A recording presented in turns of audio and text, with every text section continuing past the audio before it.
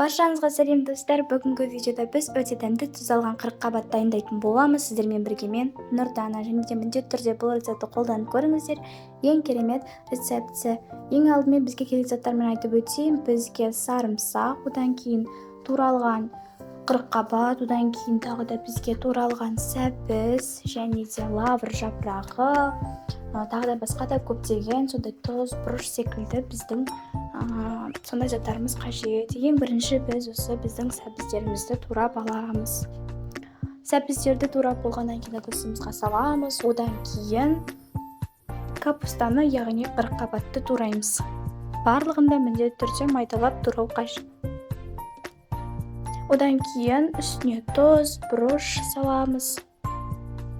Тұз, бұрыш салғаннан кейін жақсылап міндетті түрде лавр жапырағын салып, бағанағы біздің сарымсақты саламыз, жақсылап еземіз. Одан кейін міндетті түрде ұзақ уақыт бойы езген жөн.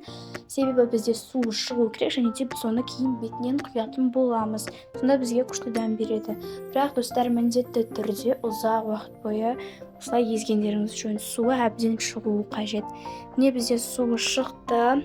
Енді біз осы салатымызды банкеге саламыз, немесе бір шыны ыдыстарға да салсаңыздар болады. Сіздерге қалай ыңғайлы, солай салсаңыздар болады. Және де бетін жауып 3 күнге қойып қоямыз. Неге достар, мен де уже 3 күнге қойып жатырмын қазір.